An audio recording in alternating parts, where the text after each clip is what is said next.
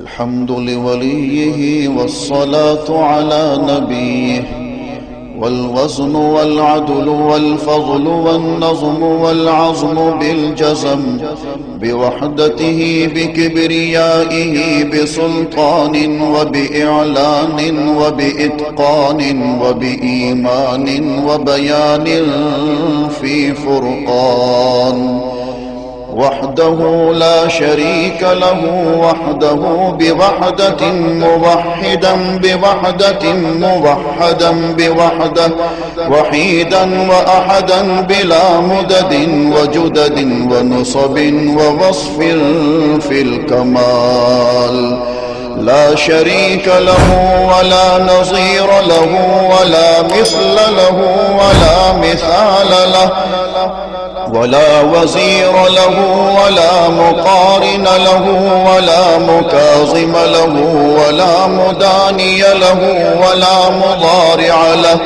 ولا جلد بلد ولد جسد رسو جزو ونزو عظم له، ولا جذب وصف عيب تاب بيت خصم له،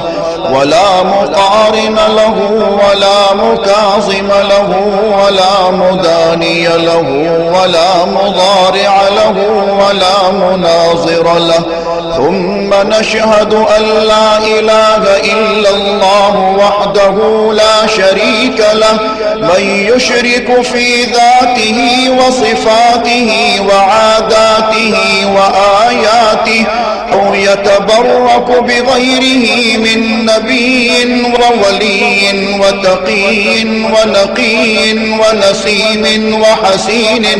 وحسين وجميل وصغير وكبير، فعليه الخسران والوبال. ثم نشهد أن سيدنا وسندنا ونبينا ومولانا مؤيدنا مخدومنا منظومنا معصومنا مقصومنا مقصودنا أجدر الخلق جديرنا